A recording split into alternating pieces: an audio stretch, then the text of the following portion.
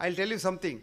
I've been saying that coconut oil is the best oil for human consumption, and it's very good for the heart. I have given a lecture in the American College of Cardiology in Boston also. People wanted to kill me.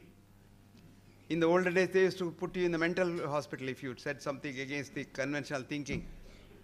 You know, there was a time when there was a man called Semmelweis in Europe who found out one thing. Whenever doctors went to deliver a woman, that woman died of a puerperal sepsis. She got some fever after delivery. She died. And he observed all that, kept records and statistics.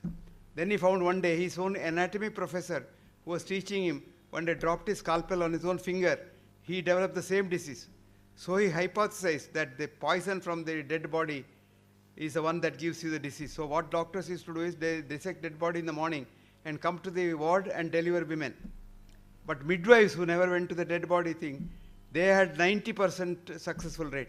So he wrote all that and told the world, you doctors should wash your hands after your thing in carbolic soap and then go and deliver, nothing will happen. Then people said, he's a madman, washing hands. What does he mean? He is mad.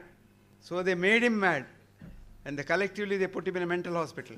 And he died in the mental hospital. But later on they found out he was right.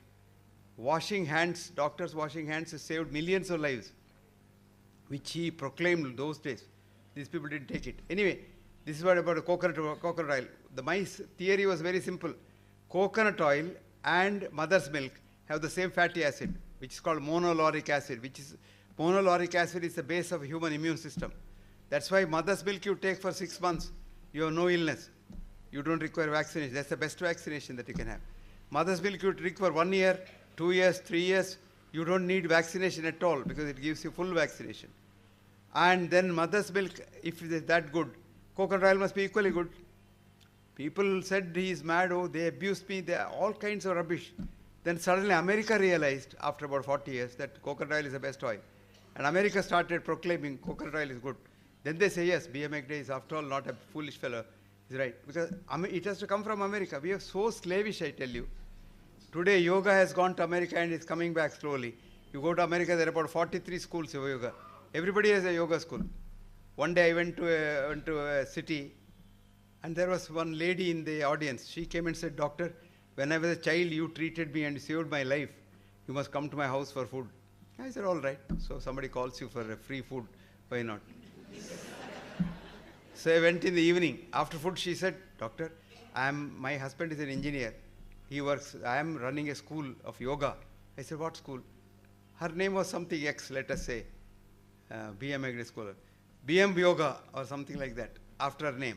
And I have written a book, you must write a foreword. I said, okay. She said, what are you doing? I have written a book called Pranayama. What's Pranayama? Pranayama. Pranayama. Savarna Dirgha Sandhi. I said, Pranayama, my God, no. It's Ayama. Prana Ayama, movement of breath. And this is a kind of yoga that your hot yoga, cold yoga, yoga at 70 degrees centigrade and all. It's all commercial. So they make and that yoga comes here, we say yes. Acupressure from India, especially from Siddha and Ayurveda. What's called in Siddha, they've got a vermology, pressure points where you can stimulate, you can get diseases come under control. It went to China through the Chinese travelers and became acupuncture there. Came back, it can be practiced in New York because the government then after independence in 1948 supported that. Whereas our government in 1947 when we became independent, they condemned Ayurveda because we didn't have Indians as our rulers. We had RNIs, resident non-Indians, as our rulers for 70 years. What they said was, Ayurveda is bad. Don't encourage Ayurveda. So you can't practice Ayurveda in New York legally. You can practice acupuncture in New York. But today Ayurveda has become so popular in the West, people don't know. This boy who wrote to me a letter this morning doesn't know. There are 70 places in Ayurveda centers in America. There are 4 Ayurvedic medical colleges in America. And there are a lot of practitioners of Ayurveda in America. And Ayurveda is accepted in the West as a science. And Ayurveda is a holistic science. It understands the body as a whole. Not only as a whole, it understands something more, that each body is different. You can't have one size fits all thing. That's what we do in modern medicine. If this pill works for you, it should work for all of them. And we have what's called evidence. What's the evidence? Controlled studies, cross-sectional studies. We collect about 100 people, give it to them and show that it works. But whereas we had observational research in the olden days, they saw something very interesting, observed. What they saw was those who were all, in the mental hospital never got an illness. Did you know that? People were locked up in the olden days with mental disease inside the hospital, closed, locked for 40 years, 30 years, 50 years. And observation showed none of them had even common cold. So they wrote that there's no common cold for people who are in the mental hospital. So we only misinterpreted that. Passion makes some of the best observations but draws wretched conclusions. So we said, if you don't get cold, you will go mad. So I remember when I was young as a doctor, a lot of people used to come and say, Doctor, I didn't get a cold for 2 years. Make me have cold. I said, if I don't get a cold for 2 years, I'll pray God. Why? No, if you don't get cold, you will go mad, I believe. So I want cold. This is the idea. But their observation was right. And similar observations were made. And what they had shown was very interesting finding. That is, when you are a schizophrenic, you have a split personality, you are not yourself. You don't know yourself. You don't know your body at all. You live in a different world altogether. And how can you get a disease? We get disease when you're worried about your body. You every day think, will I get cancer, will I get cancer? One day you will get cancer. So their observation was right. And they had seen over 40, 50 years how it works. That's how our drugs evolved. Today, America is learning that. What they are doing is they found out, they went to the Amazon forest.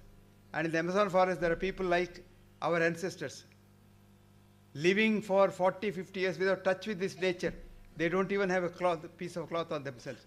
There's a group called Shimones. These are the aboriginals on the Brazilian border of Amazon forest. These people live up to 100 years. They procreate. They don't have any illness. If they have an illness, they know what herb to take. And this was studied by the drug company Bandicoots in America, and they have now said, they have befriended the loggers in Amazon forest. They say, okay, how much money you make by cutting the forest? So much. We'll give you more. Leave the forest alone, because that's our future. All our gold mine is in the forest. And we will, so this is the research that's going on in the West now. So look at it. Our Ayurveda had herbs, actually nearly 1,500 herbs. And before that we had what's called folk medicine in India. Folk medicine was very powerful in India. People treated people with some knowledge. Even today they do, a lot of people do that. I hear sometimes people come and say, it seems there is a folk doctor in Shimoga who gives treatment for cancer. So I just wanted to find out. So I went to Shimoga all the way, took a taxi, paid 5,000 rupees and went there. And went to this man's house, an old man in the village. So I told him, you treat cancer? I believe, yes. I said, what's cancer? He said, I don't know. Then what's it? My father told me this herb will treat, I keep it there. I said, you treat also cancer, kidney disease? Yes. Which one? Same herb. He doesn't know a damn about anything. But you know how the word spreads? One person came and told me, sir, sorry, kidney disease, you people don't have any medicine, you dialyze. That man cured the Sultan of Oman of his kidney disease. He went there and gave the medicine. So when I went there and saw this, I was shocked how they survive. But it's faith that cures. Many times the faith fails to cure, you die. When you die, they don't record it. So unscientific. They don't record anything which is negative. They record everything that is positive. Somebody survives because he is lucky to survive. He is destined to survive. You don't die with any disease necessarily.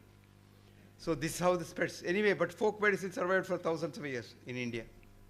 And from folk medicine, Ayurveda got a lot of drugs also. So Madhava Nidana and later on, you get drugs from folk medicine also. So a lot of drugs. Otherwise, Ayurveda's essence is Swastasya Swastha Rakshitam. That's the greatest philosophy in ancient Indian science, wisdom. That is, preserve the wellness of the healthy people, which is very, very easy. In this audience now, 99% will be healthy. If you can keep them healthy for another 10, 15 years, it's very lucrative. Supposing you have, say, you find about 4 people and say, I'll dialyze them. It's very expensive and ultimately they'll die anyway. Dialysis is just prolonging their misery for some more time and making money at that. So today we have become making money at human misery. But Hippocrates, our father, said, never make money in the sick room. But that's exactly what we do today. No? You go to the hospital, what will they do?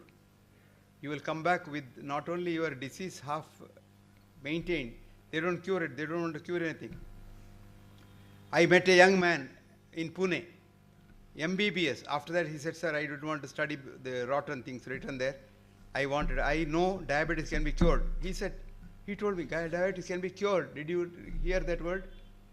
Mark my words, diabetes can be cured. So he started an organization called freedomfromdiabetes.org. His name is Pramod Tripathi. Young man. He grew up in Pune, though he was a Tripathi from UP. And I went to see him. He had what's called Muktosava. People who are cured of diabetes by his method. And how many people were there? 2,500. And he gave them all a certificate saying that you are cured of diabetes. And no drug he uses. Nothing. His diet, special diet, which his wife teaches you how to cook. And then his exercise. And now, after about 3 months of my going there and studying and sending patients there, who are all very happy, because the former Home Minister of India, Sushil Kumar Sindhe, told me in that meeting, he had come there for a certificate. He said, doctor, with 80 units of insulin and 4 tablets a day, my sugar was 400, 300 and all.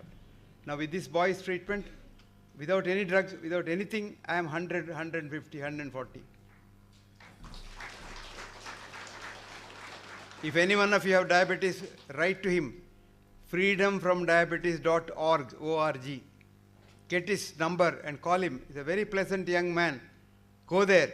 He has got a resort. You can stay there for 1 week. He will teach you how to eat the food and how to exercise. And you come out without any diabetes. Western medicine says diabetes cannot be cured. It can be only controlled because you want permanent drugs to be sold. This is our... Hypertension cannot be cured because you want to maintain it. So that's how things happen. I like people like Pramod. I love that boy.